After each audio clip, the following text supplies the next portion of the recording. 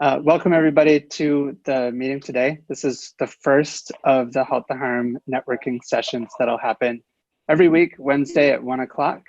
And we're starting out with something that's really relevant because we sent an email about it and we did our last webinar about the campaign to stop Cricket Valley.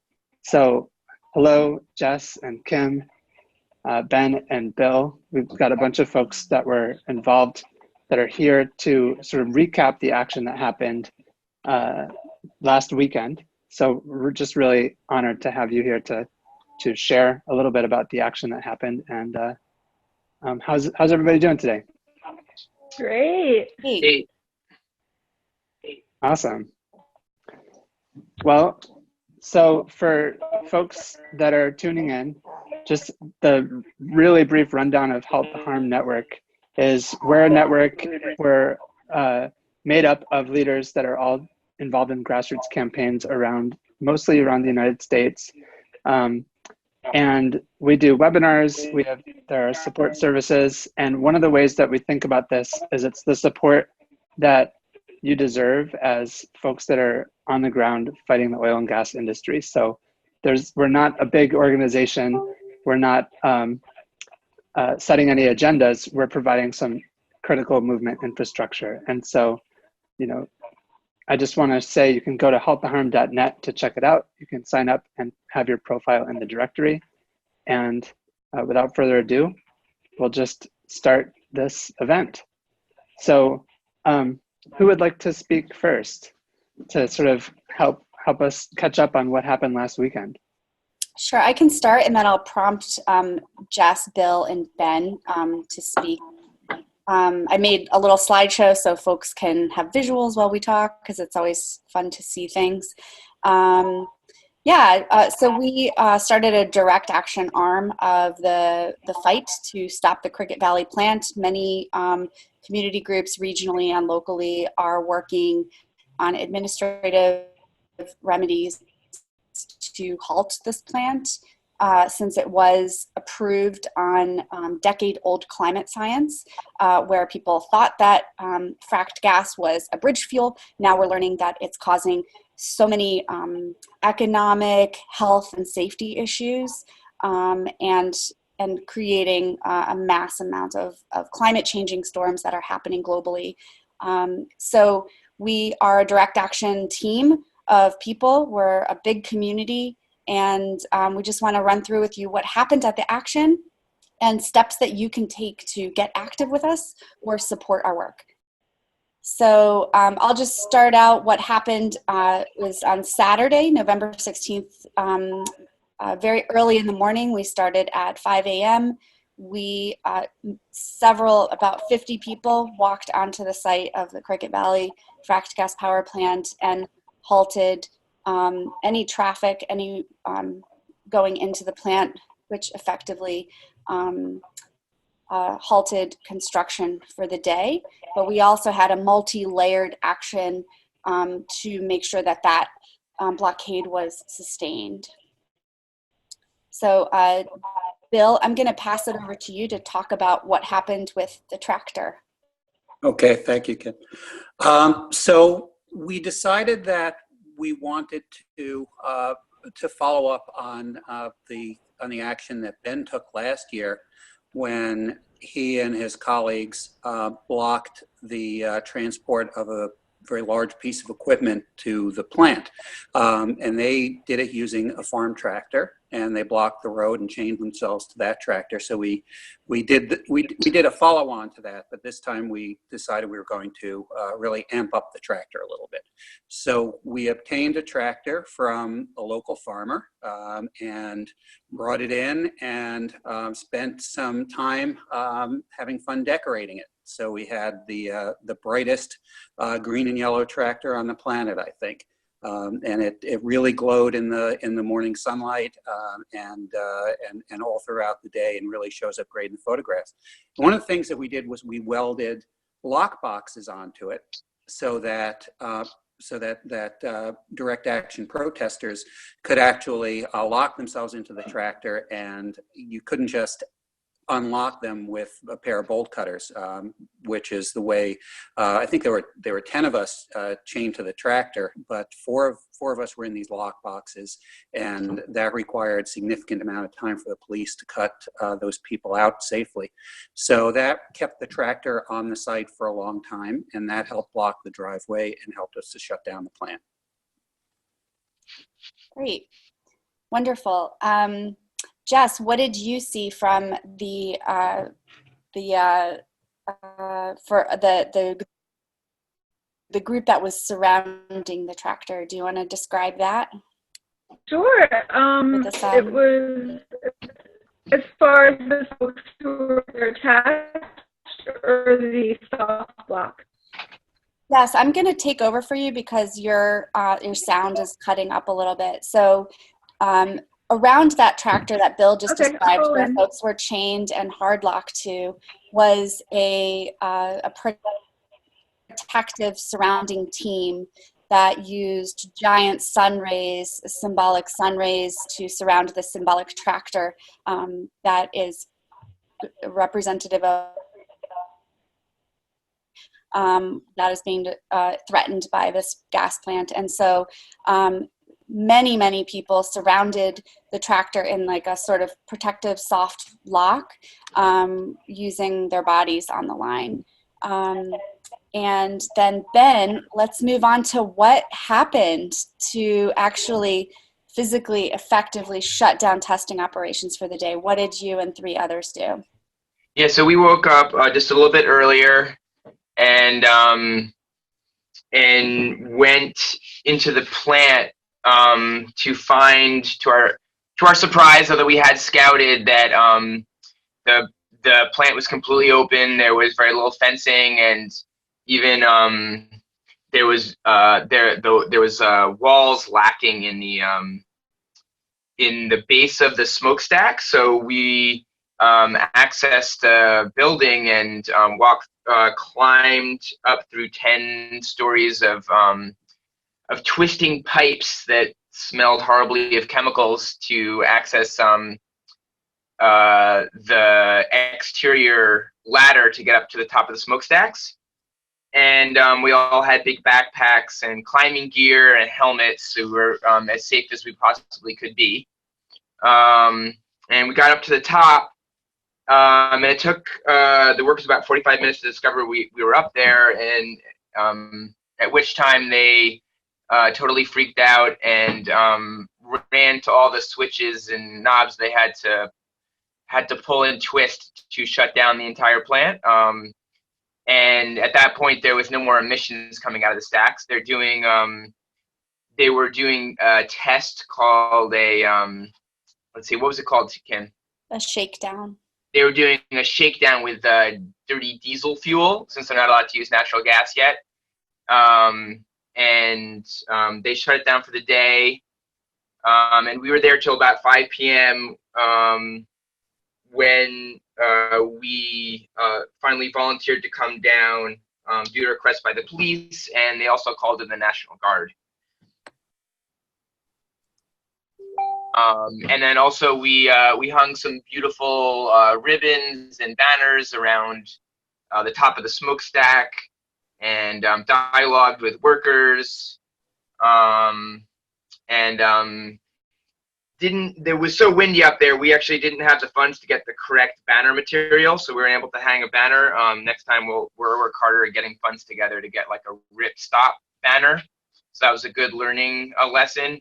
But we were very proud that everything was done really safely. We didn't drop anything off of the stacks, and no one was in danger the entire time we were up there. And also the police relations were pretty good. We got to observe also, the whole blockade. It was a very beautiful situation. We had a friendly rally, which is something that Jess was organizing. And then we had the blockade, which we were very happy to see lasted so many hours. Probably was finally dismantled around 2 p.m. and had some of the banners we were trying to use were set out in the road in front of the power plant for many hours for everyone to read. So the messaging was really great, and we were able to see the whole thing from up high, and also do interviews up there, which are floating around the internet and on different media services. Yeah, that's way to go. Growth. So folks have been asking us, what can we do to get involved with you or to help you with your legal case, or, you know, how do we fund your group to continue to take direct action to shut this plant down? So we're going to walk through a couple of next steps on like what you can do to get involved or to support us. And I'll pass it over to Jess for our first step that you can do.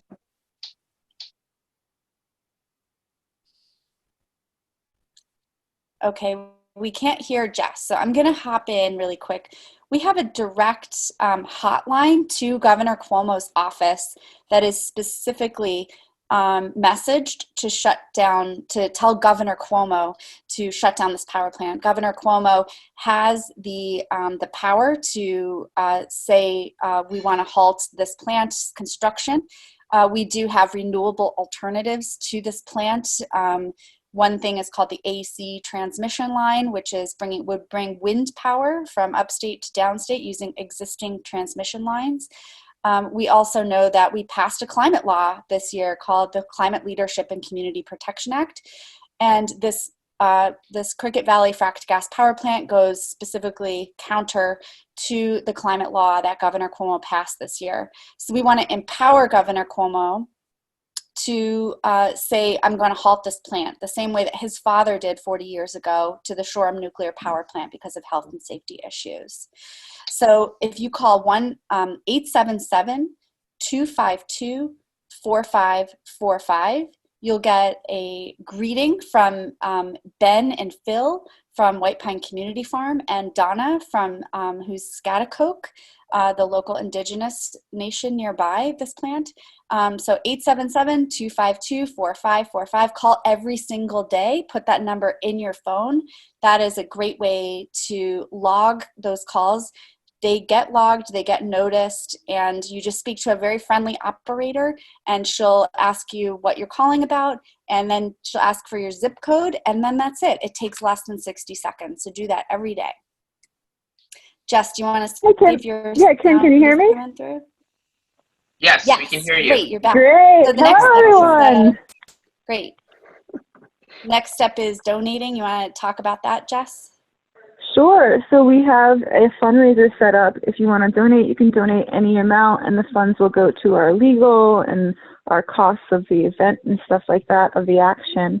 And it's at bit.ly/donate-resist-CVE, which is the name of our group. Once again, that's bit.ly/donate-resist-CVE. Anything else, Kim, on that? Yep, that's great. We already have 56 donations, which is really wonderful. And then next is court support. What's happening starting tomorrow? Yeah, so you can come tomorrow at 6 p.m. In the town of Dover Plains and support those who are arrested. And then if you can't make it on Thursday, you can also come on Monday, December 9th, which is a smaller group that's going to be there as far as arrestees, but we have to definitely show our support for them. So I'll be at that one. I won't be at the Thursday one. And that's at 4 p.m. in case that's better time for you. And then we just ask that you're respectful to the judge, as Ben said, because the judge is going to be there for the next 20 years. So the community definitely relies on good relations and stuff like that with people who work in the different fields and civil servant stuff there. Great. Yes, and we'll have some press there, so we'll probably be having some folks that were arrested available for the press. So if you are with the press, feel free to come, and we'll be happy to speak with you.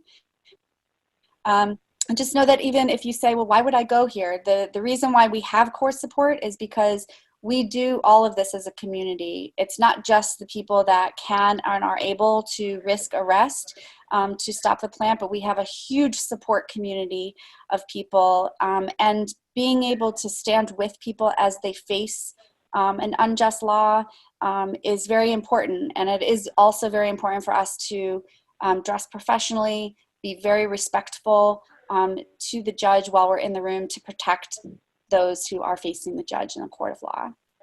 And next, we're going to be working on an exciting additional action that'll happen in Albany, ideally inside where it's going to be warm, so we'll figure that out.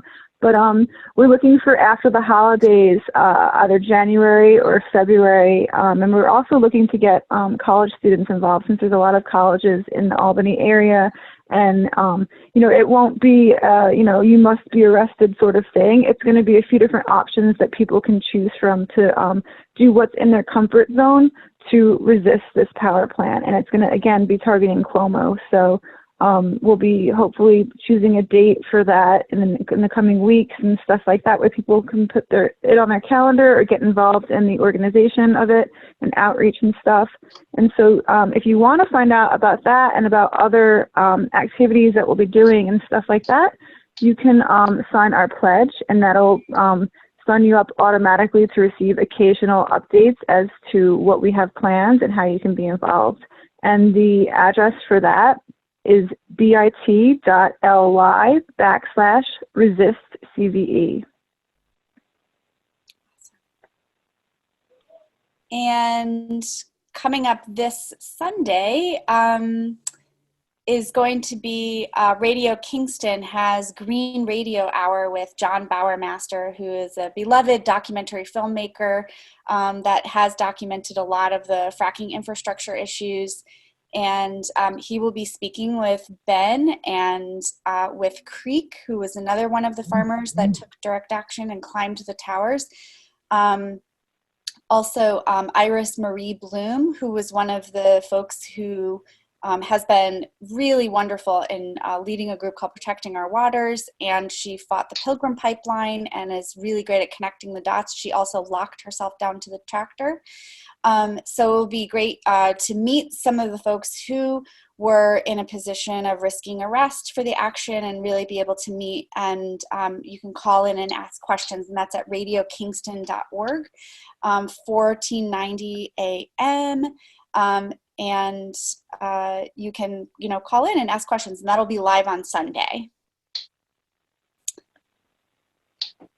And Jess, do you want to take this one? Sure. Great. Sure. So one of the things that we're targeting Cuomo for is for him to issue a supplemental environmental impact statement that's based on current science and how the community will be affected and the environment will be affected.